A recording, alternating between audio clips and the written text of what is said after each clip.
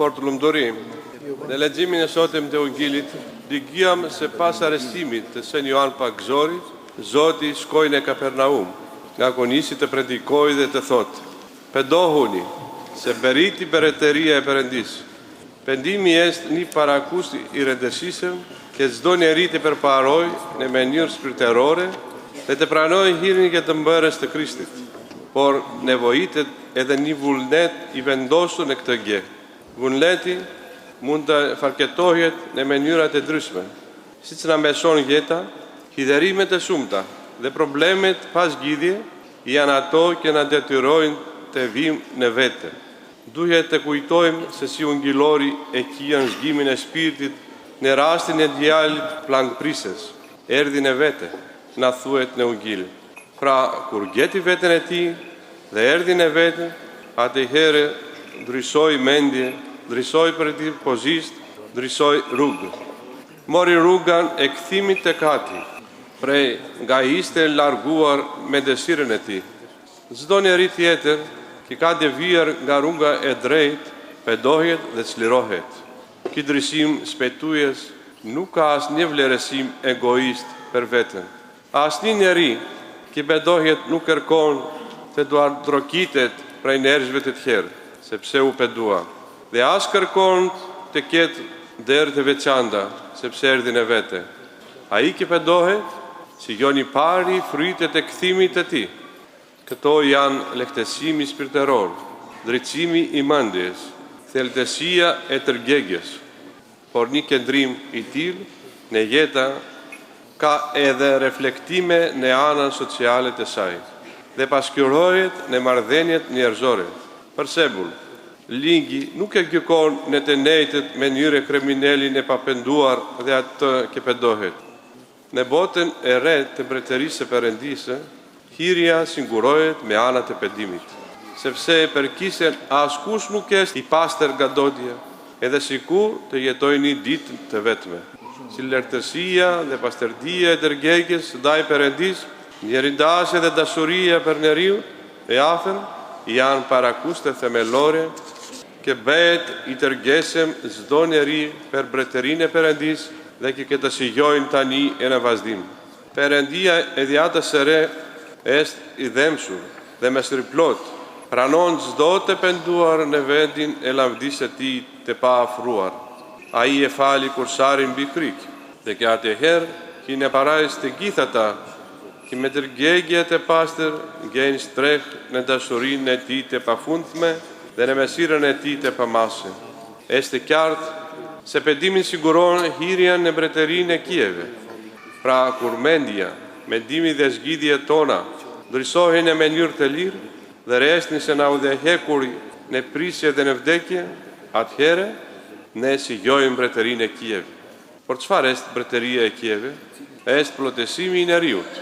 Është prania e ngjallur e Perëndinjeriut Krisht, që nuk e zhduk prisja dhe vdekja, por mbretëron drita e paperduesme e ngjalljes.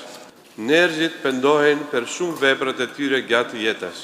Shpesh marrin mësime nga besimet për të përballuar vështirësitë e ndryshme të jetës së tyre të përkohshme. Por ajo që dëshirojnë në mënyrë absolute është dashuria. Dashuria ka zanafilën nga Perëndia, lindi në grazdinë e perurur dhe kulmon në besimin në Krikë dhe në lavdinë e ngjalljes. Leximi i sotëm i Ungjillit na tregon se Isu Krishti nis të predikojë pikërisht këtë realitet të ri. Bota e dhjatës së vjetër e sikonte Perëndin si Perëndi të shpagimit. Prania e Perëndisë ishte shpagimi i mëkatarëve dhe dëshkimi i tyre. Krishti predikon mbretërinë e Perëndisë. Ai njofton të gjithë që dëgjojnë se dashuria, falja dhe njerëdasja janë një realitet jetësor. Të gjithë ne jemi në kërkim të dashurisë, por tani është dashuria ajo që na kërkon. Pa llogaritur asnjë kosto, asnjë kufizim të natyrsëm, asnjë energji të çuditshme dhe të pakonseptueshme. Perëndia i pakokë dhe i panxensëm lindet në Vithlem dhe Judes. Krijuesi hin në krijesë dhe dashuria e tij që nuk mund të merret me mend derdhet falës dhe knerëzit. Këto ngjarja janë troditëse. Na ftojnë të kemi gatishmëri, mendje të zgjuar dhe cilëtësi me veten tonë. Kenia jonë me e thellë është krijuar të këtë komunikimin dhe të protestohet nga dashuria e pafund dhe e thellë e Perëndis tonë. Prandaj, sa herë që njeriu e hedh poshtë, hubet vërtetësinë e tij dhe kërkon. E hedh poshtë me urrëtie, zmirje, kryelartësi, dëshirë për rrëbim dhe egoizëm. E kërkon me pendim dashurinë dhe mesirin e Perëndis, me të cilën ai i pari na ka dashur. Ne i falemi Perëndis së dashurisë, ke i falë të gjitha mëkatet dhe fajët tona, mjafton që ne të pendohemi. Pendim do të thotë këndrim dinamik i jetës, që karakterizohet nga desira e madhe për dashuri, të cilën kur e gjen e danë si dhurat bashkë me të tjerët. Viti i ri, gëzuesem dhe me optimizëm e fillojmë. I japim dhe marrim urimet që të jetë i bekuar viti i ri. Por të mos harrojmë, urimet do t'i gjelin fjale pa kuptim, nëse nuk ekziston pendimi që na tha Krishti të gjithëve. Të rritur dhe të vegjël, të bojmë nga shpirti ynë, çdo gjë të gënjeshtër, çdo gjë mëkatare. Gënjeshtrat i natosjet, hilet, zilit, veprat e fshehta të janë larg, të mungojnë rreth të mëkatit, që të drejtojnë dielli e Krishtit. Dhe kjo përpjekje duhet të jetë çdo ditë, jo vetëm një herë. Nuk tha Krishti pendohuni vetëm një herë, por pendohuni gjithmonë, pa pushim, vazhdimisht.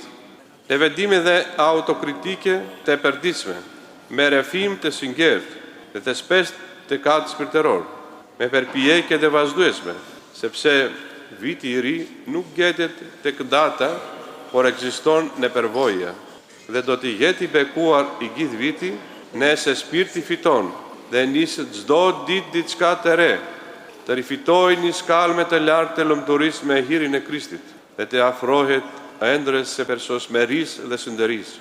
Sa vepra të mira mund të bëjmë, por nuk i bëjmë.